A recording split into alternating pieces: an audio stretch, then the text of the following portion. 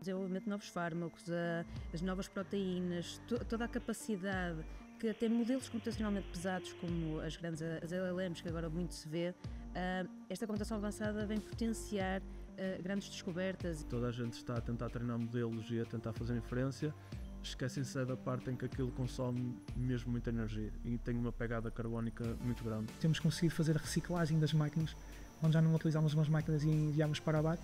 Temos conseguido que outras escolas aqui na universidade utilizem essas máquinas. Ou seja, as máquinas não saem daqui e não vão para o lixo, são reutilizadas. No Inesctec temos um propósito: criar um futuro de realização e sustentabilidade com ciência, tecnologia e inovação com impacto. Quer saber de que forma? No Inesctec Science Bits explicamos. Venha daí! Olá, sejam bem-vindos a mais um episódio do Inesctec Science Bits. Neste episódio vamos falar sobre computação. Sejam por isso bem-vindos ao Laboratório Claudinha, uma infraestrutura computacional que dá suporte às atividades de investigação e desenvolvimento em ciências da computação. É a partir do Polo do Inesctec na Universidade do Minho, em Braga, que gravamos este episódio e viemos descobrir o que é que se faz neste laboratório e vamos querer saber tudo sobre serviços bare metal, virtualização, segurança e tecnologias emergentes de armazenamento e rede. Afinal de contas, o que é que se pode fazer numa infraestrutura computacional? Para nos guiar nesta visita ao Laboratório Claudinha, conto com os investigadores Ricardo Macedo, Cláudia Brito e Miguel Peixoto. Olá, mais uma vez muito obrigada por terem aceitado o convite para participar neste episódio. Se pensarmos naquilo que nos move no Inesctec, que aquilo que nos move no Inesctec é a ciência com impacto, eu começo por vos perguntar o que é que mais vos entusiasma quando pensam no potencial que a computação avançada pode ter para transformar a ciência e a sociedade. E se calhar, Miguel, comece por ti. Olá, para mim o maior entusiasmo na computação avançada é ver que os limites que até então eram transponíveis estão a aparecer. E a computação deixa de ser apenas uma ferramenta e passa a ser um acelerador de descobertas, um desbloqueador de limites na ciência. E acho que isso tem toda a capacidade para transformar a sociedade e a ciência.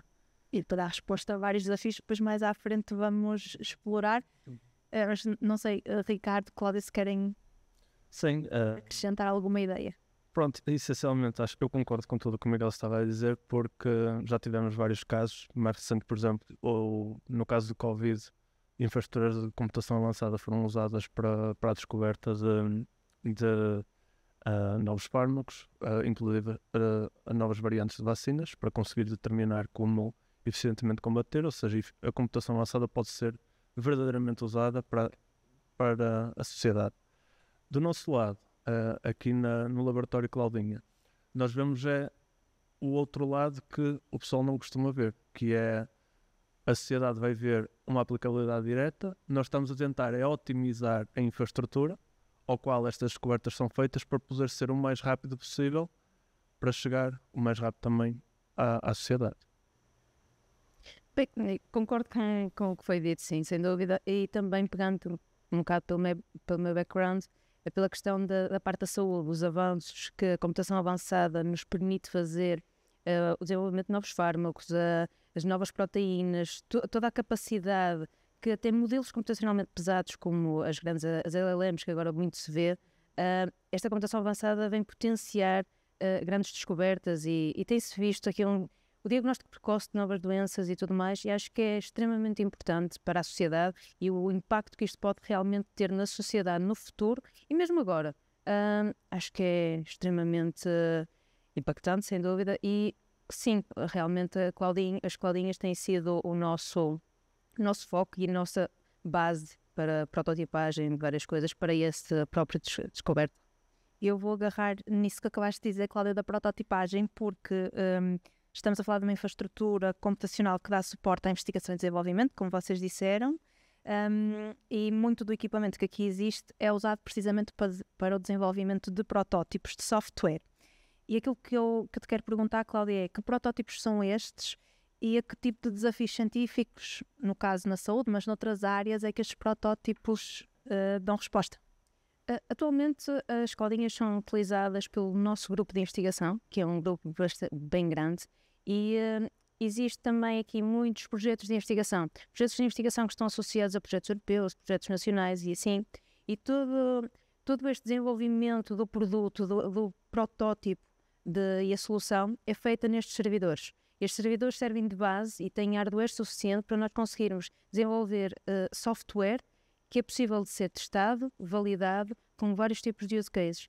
E software que também dá a base para ser testado posteriormente em infraestruturas de larga escala. Existem muitos protótipos, que eventualmente também iremos falar a seguir, que foram criados nestes ambientes muito autocontidos, são os servidores que nós temos cá, mas que já foram testados em ambientes como o TAC e o AIST, infraestruturas de larga escala, centros de HPC por todo o mundo. O TAC, que é o Texas Advanced Computing Center, e o AIST, que é basicamente o centro também de HPC do Japão, que também com quem costumam temos equipas de ligação, também colaborar. E falando agora nas equipas que usam estas infraestruturas, o número de investigadores tem vindo a aumentar, o número de investigadores que recorre à Claudinha. Como é que, Ricardo, agora para ti, como é que esta partilha de recursos e conhecimento entre equipas e também esta colaboração com equipas internacionais influencia a investigação que aqui desenvolvem? É um processo. Essencialmente, nós, só para dar algum contexto, este laboratório já existe muito antes de nós termos entrado. Eu entrei em 2000 e para o Inestec eu entrei em 2016 e já existiam Claudinhas na altura, embora não oficialmente. E na altura a gestão era um bocado ad hoc, em que basicamente havia também um número menor de investigadores a trabalhar com esta infraestrutura, havia também menos máquinas, e então simplesmente bastava ter uma folha partilhada e indicar: eu estou a trabalhar na máquina tal até ao dia tal, e quem quiser que diga alguma coisa. Entretanto, nós começamos a ver que na realidade isto ia ser um problema, e um colega em Nantes de Miguel, que era o Rui Ribeiro, desenvolveu uma plataforma de alocação. E então basicamente nós temos estas máquinas que temos aqui. Muitos dos investigadores se calhar nunca as viram, porque a única coisa que veem é uma lista de recursos que estão disponíveis e selecionam qual é o recurso que melhor se adequa às suas necessidades. E depois nesta alocação, nós definimos, por exemplo, eu preciso de uma máquina, preciso de 2, preciso de 10, o que for. E basicamente o investigador vai utilizando tanto para a sua prototipagem, como a Cláudia estava a dizer, para testes finais, para teses, para papers, etc. Depois, obviamente que existe aqui uma parte muito interessante colaborativa, em que basicamente nós estamos sempre a trabalhar em áreas recentes. Temos protótipos muito recentes gerados pela indústria, em que há muito pouca informação online sobre efetivamente como trabalhar sobre eles. Por exemplo, algo como SPDK, provavelmente a maioria dos ouvintes não vão perceber o que isto é, mas aquele nicho vai perceber. Basicamente nós temos alunos em que começam a trabalhar com aquilo, encontram desafios, certamente, começam depois a demistificar e a perceber melhor e passam este conhecimento para quem vier a trabalhar a seguir com essas tecnologias, sobre aquele recurso, etc, etc. Quase como uma passagem de testemunho.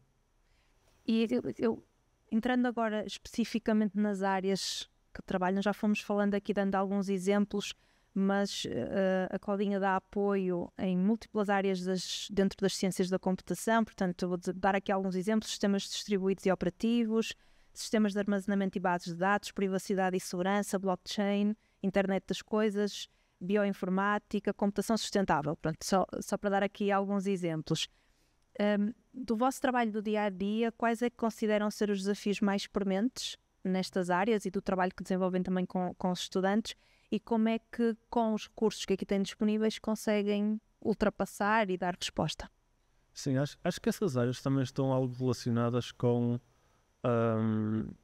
a forma como o grupo foi desenvolvido e a própria infraestrutura foi criada. Ou seja, as primeiras máquinas surgiram no contexto de um projeto europeu, salvo erro, ao que me contaram, acho que foi o projeto Gorda, em que basicamente era replicação heterogénea. E aqui, basicamente, é algo era um problema de sistemas distribuídos. Historicamente, ainda o grupo antes de se chamar grupo de sistemas distribuídos era o grupo de sistemas operativos, e então essas duas áreas continuam bastante ativas e presentes no grupo. É a raiz que formou o grupo. E certamente já é algo que já tem muito desenvolvimento, muita investigação, mas continuam sempre a surgir novos desafios. Depois, obviamente, que parte destes desafios vão surgindo não só pelo contexto de investigação de outras instituições, para onde, que ditam o que é que está a surgir, por exemplo, instituições como a Microsoft, como a Google, etc., que vão levantando novos desafios de investigação, mas depois também algo relativamente aos projetos que temos, projetos nacionais, projetos europeus, em que nos vamos focando em determinadas áreas e que até pode levar a novos desafios. Atualmente tem havido um grande esforço na parte dos sistemas de armazenamento e bases de dados e na área da computação sustentável, principalmente porque está neste momento, do ponto de vista da computação sustentável, como a Cláudia estava a dizer um bocado, no caso das LLMs, no caso da inteligência artificial, é um hot topic, toda a gente está a tentar treinar modelos e a tentar fazer inferência, esquecem-se da parte em que aquilo consome mesmo muita energia e tem uma pegada carbónica muito grande. E então um dos desafios que temos é como é que a gente consegue melhorar a eficiência energética nestes cenários. Outro tópico é na área dos sistemas de armazenamento e bases de dados, em que estas infraestruturas estão a mudar e os sistemas estão feitos para ambientes em que já têm algumas décadas.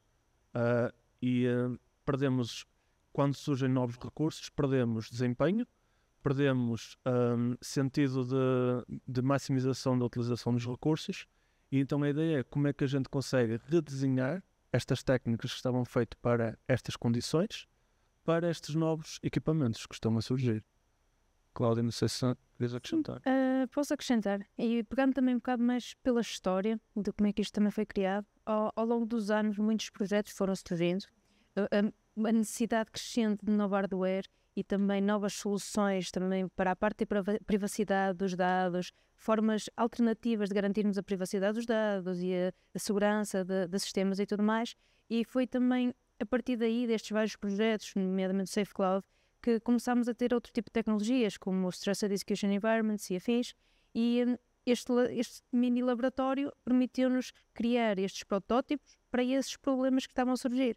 Existia uma grande quantidade de dados que estava a ser disponibilizada ao mundo que não era suposto. E esta privacidade, a necessidade de nós mantermos os nossos dados seguros, a necessidade, os regulamentos do RGPD e coisas assim, trouxeram aqui estes novos desafios, estas novas necessidades. E tudo isto acabou por ser colmatado nestes projetos, mas também em toda a investigação que foi feita nestes servidores. Depois passaram para outros servidores mais potentes, mas foi tudo feito aqui, estes desafios que vieram da privacidade, mas agora também esta parte mais da bioinformática. Novamente, puxa um bocado para o meu lado, e a necessidade de... A saúde é um tema fundamental, não só pela privacidade dos dados também, mas também para conseguirmos chegar a algo, um diagnóstico precoce mais rápido, não estarmos à espera de uma notificação que só vem daqui a 5 dias, um relatório médico que só vem daqui a 5 dias, transformar a saúde em algo mais digital.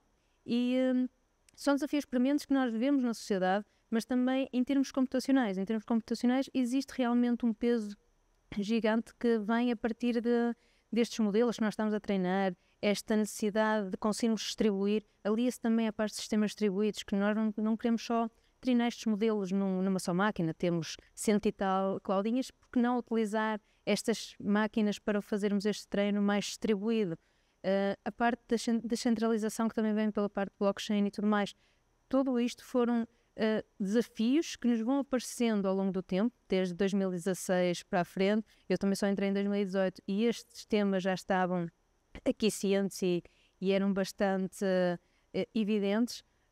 Seguidamente, ao longo deste tempo todo, os modelos foram evoluindo, as tecnologias foram evoluindo e nós sentimos também aqui o peso de desafios mantém-se, nós temos que criar novos protótipos, criar novas soluções e tentar avançar o máximo possível fazer inovação e em ciência também. E, portanto, acho que todos os desafios também passaram pela parte dos sistemas distribuídos, sistemas de armazenamento, a parte da privacidade e mesmo esta mais aplicabilidade das soluções, acho que continuam a ser um tema fundamental da nossa investigação e de tudo o que estamos aqui a fazer também. E eu agora quero agarrar naquilo que referiram relativamente à evolução da infraestrutura e ao crescimento, porque tem sido adotada uma estratégia de aquisição e atualização constante do equipamento que têm para trabalhar, nomeadamente hardware emergente, e é isto que eu vos quero perguntar, que é, quando falamos de hardware emergente, Miguel, falamos de quê, exatamente? E como é que este hardware ajuda ao vosso trabalho? Quando falamos de hardware emergente, as pessoas tendem a associar uma máquina, um modelo novo, mais recente, mais potente, mais rápido, mais cara, mas é muito mais do que isso. É um hardware que permite aos investigadores fazerem novas perguntas e, consequentemente, obter novas respostas. Um exemplo de hardware emergente que nós temos aqui são as Smart NICs, que é um hardware que permite ser reconfigurado. E isso dá novas possibilidades aos investigadores, que, por exemplo, podem sair da camada aplicacional do sistema operativo e executar o seu software diretamente no hardware. Posso tentar aqui pegar um exemplo simples para tentar explicar de forma que toda a gente perceber. Por exemplo, um antivírus. As pessoas sabem que é um antivírus, não é? Quem utiliza um computador sabe que é um antivírus. Tem um programinha, está a correr ali no nosso computador, sempre que detecta alguma coisa ali, algum programa malicioso, ele bloqueia. O hardware emergente, neste caso as Smart NICs, possibilitam que a detecção do código malicioso que seja detectado no hardware, na placa-rede.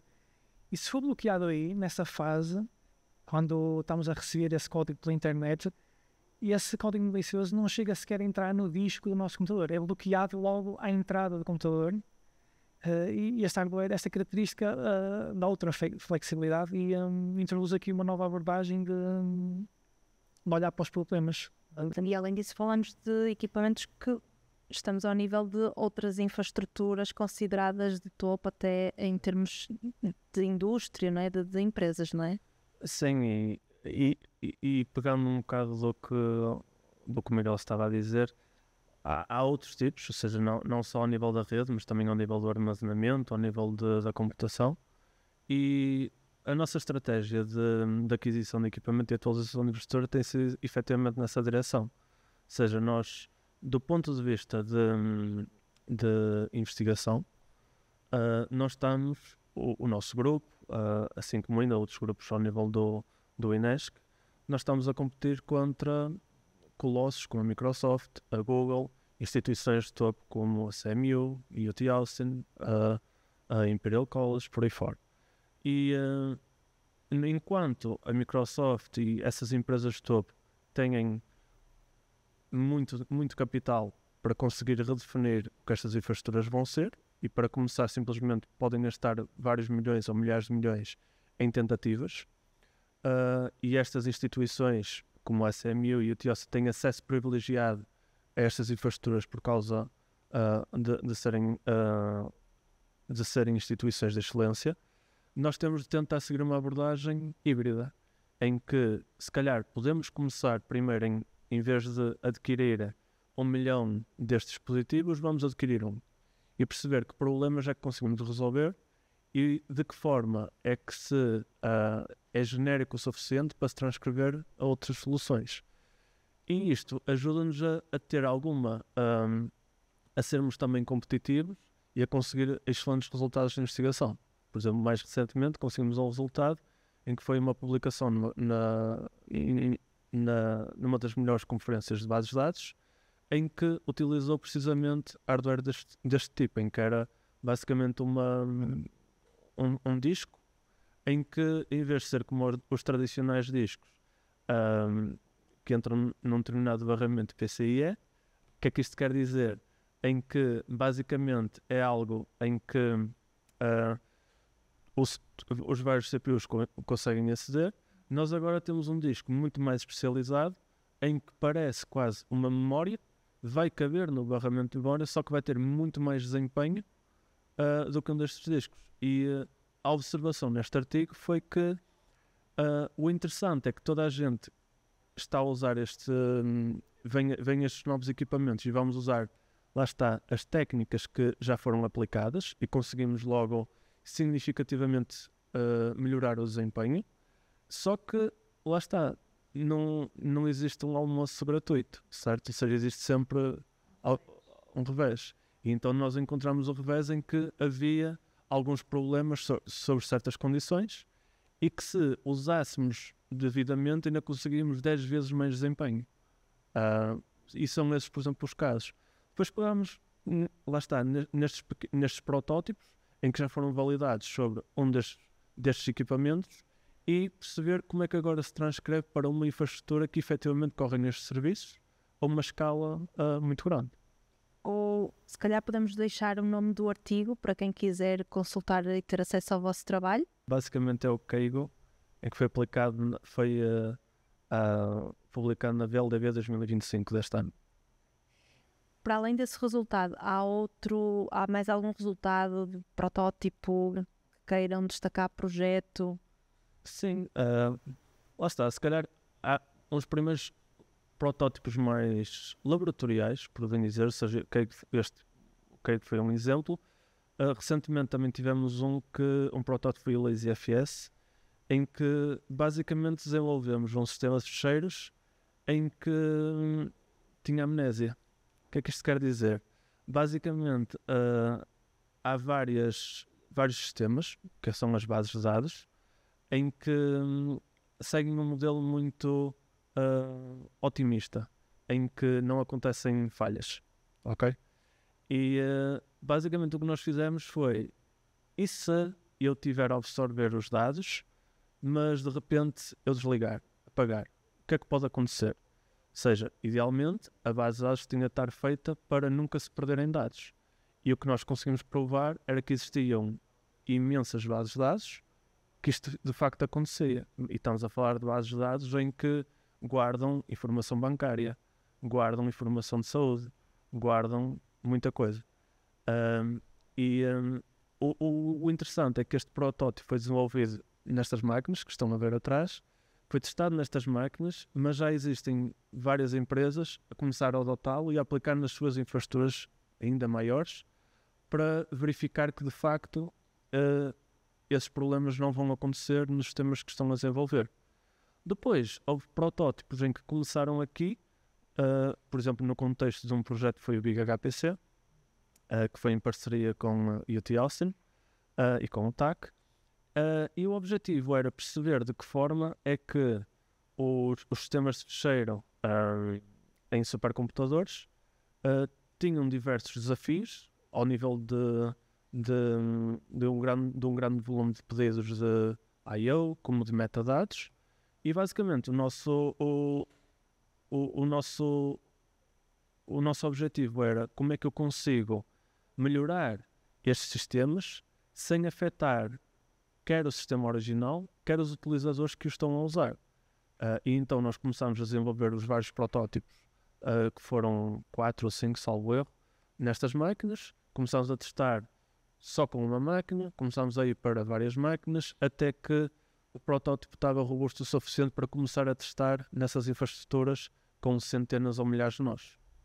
E eu quero agora pegar nessa questão que falávamos também das empresas, para vos perguntar sobre os serviços que este laboratório, que esta infraestrutura também disponibiliza. Falamos de serviços bare metal, virtualização, segurança, armazenamento e rede. Miguel, que serviços são estes? Vou pedir que nos expliques e também, no fundo, de que maneira é que estes serviços tornam esta infraestrutura diferente e crítica para quem a utiliza. De facto, este laboratório diferencia-se essencialmente pelos serviços de bare metal. Que este bare metal, o bare metal, além de disponibilizar o acesso à hardware emergente, permite uma maior flexibilidade aos projetos de investigação. Essencialmente, quando comparado com os sistemas, com os laboratórios tradicionais de computação, assentes em máquinas virtuais, o bare metal dá outra liberdade e flexibilidade. por exemplo, disponibiliza diferentes tecnologias de armazenamento, conseguimos reconfigurar a topologia da rede consoante os objetivos do projeto, ou seja, neste laboratório conseguimos criar pequenos laboratórios dentro dele. Ou seja, não é uma infraestrutura rígida, é moldável e adapta-se consoante os projetos que nós precisamos de ter aqui. E essas características tornam de facto este laboratório muito ágil, permitem aos projetos uma prototipagem inicial muito rápida antes de passarem para infraestruturas maiores, como falou anteriormente o Ricardo. Falamos de uma prototipagem rápida, estamos a falar em termos temporais, conseguem dar um exemplo? Existe um exemplo muito claro que temos tido, que é no caso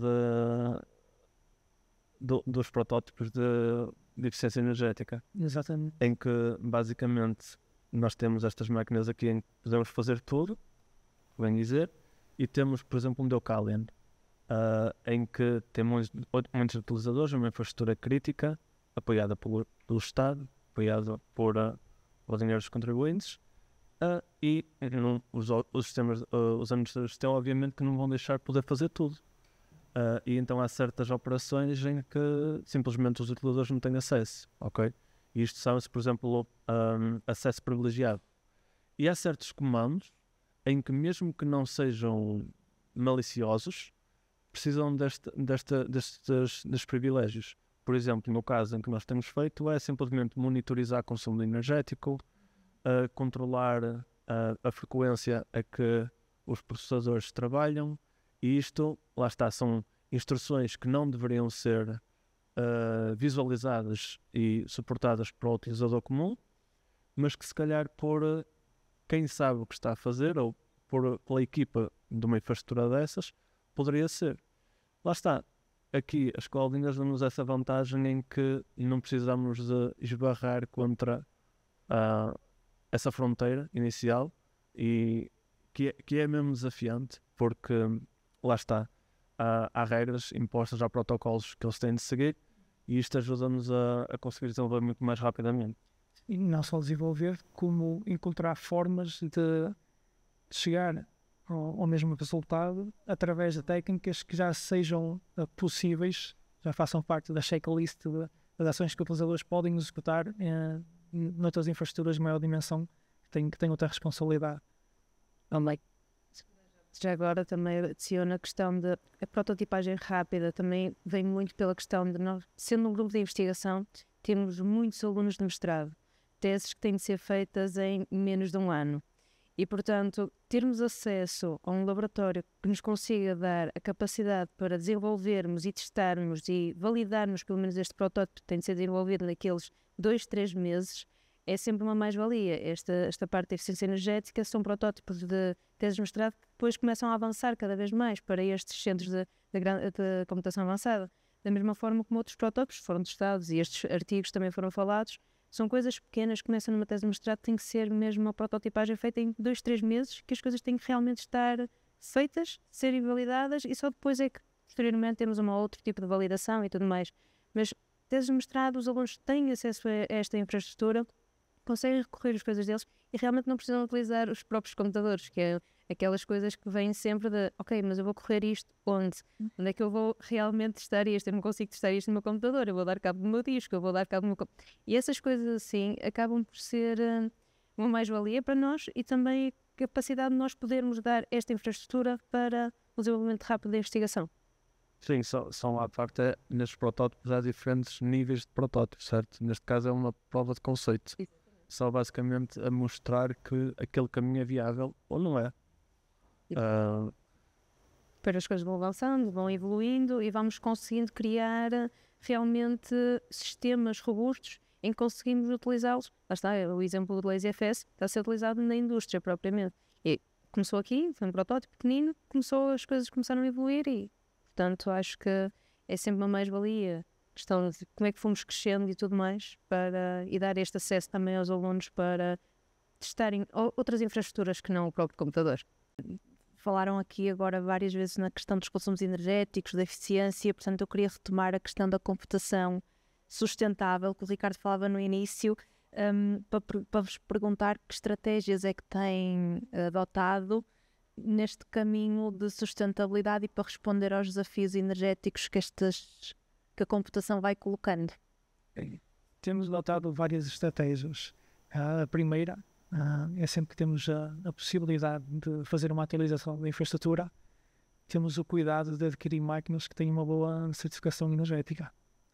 A segunda, outra das estratégias é que temos introduzido sensores de telemetria de energia, ou seja, conseguimos saber para uma determinada carga computacional qual é o consumo real energético que a máquina apresentou.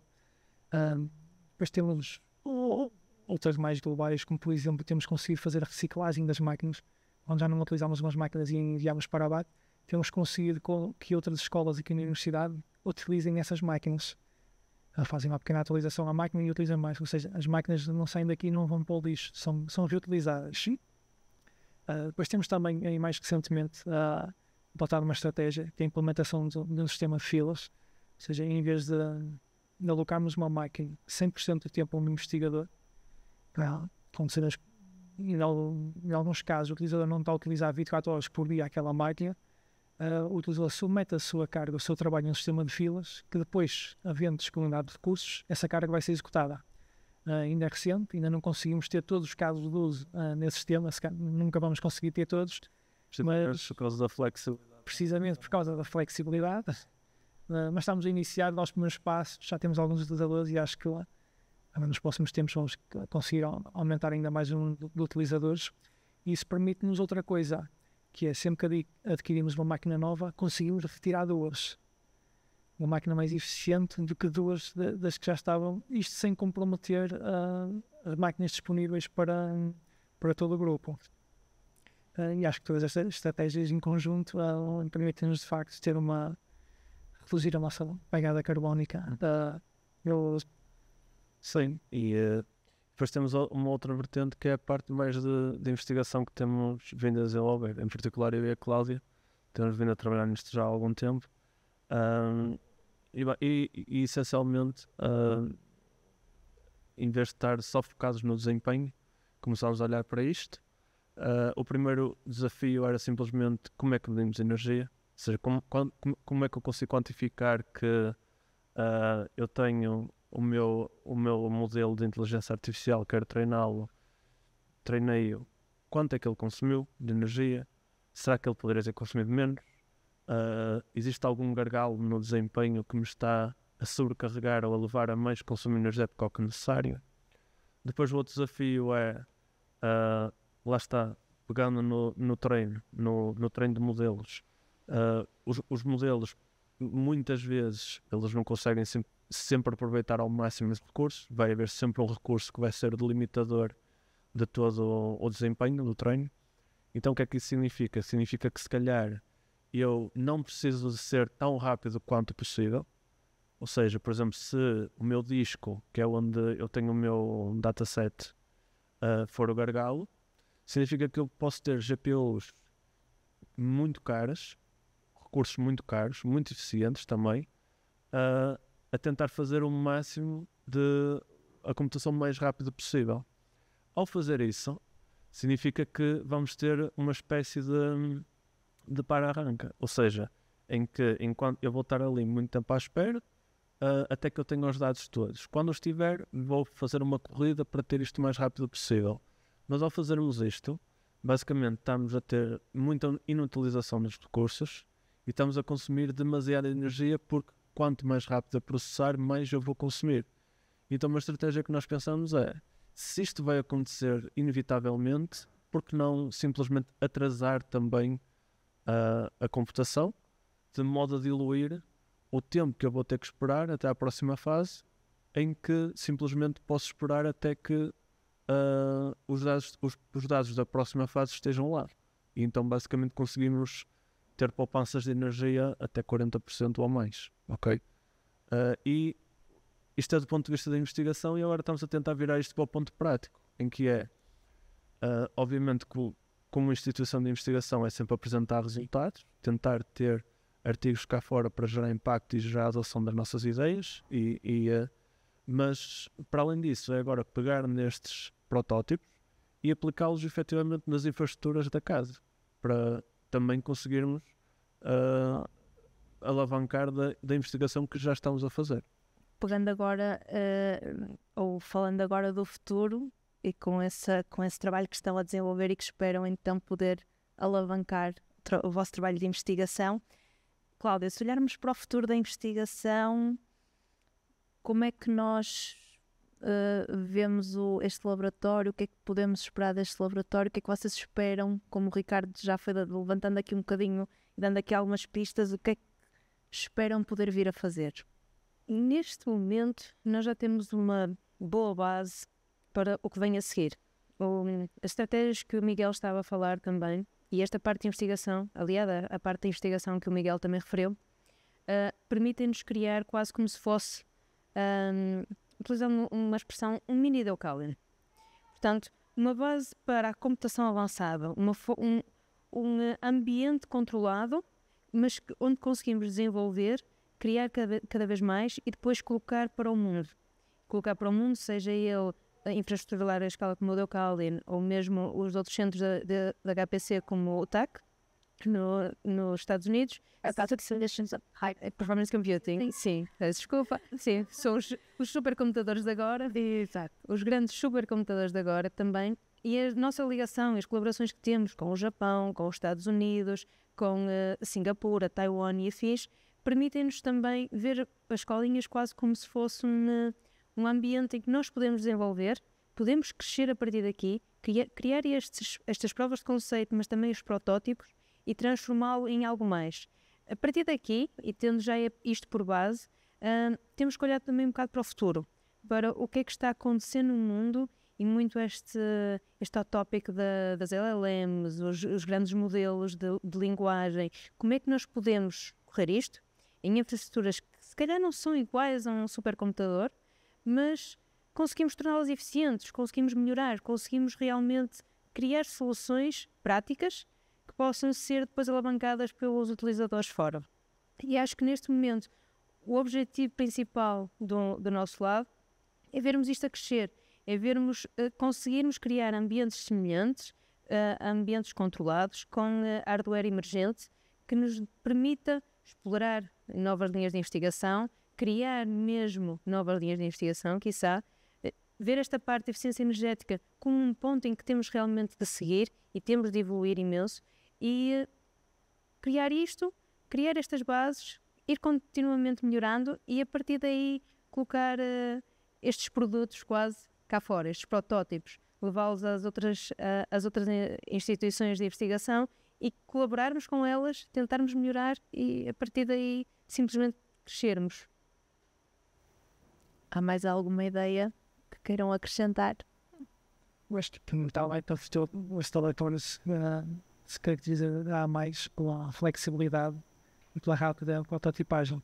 E pegando nos exemplos que a Cláudia e o Ricardo referiram de crescer aqui um protótipo e depois ir para infraestruturas muito maiores, eu acho que este laboratório também personifica de alguma forma aquela ideia que com pouco conseguimos fazer muito. Às vezes não é preciso ter muito para se fazer grandes coisas e acho que este laboratório acaba por personificar essa ideia. Muito obrigada pela vossa disponibilidade e por esta conversa em torno da computação avançada, o HPC, o High Performance Computing, e também o Deucalion, falta dizer que é o supercomputador português. Sério? Obrigada.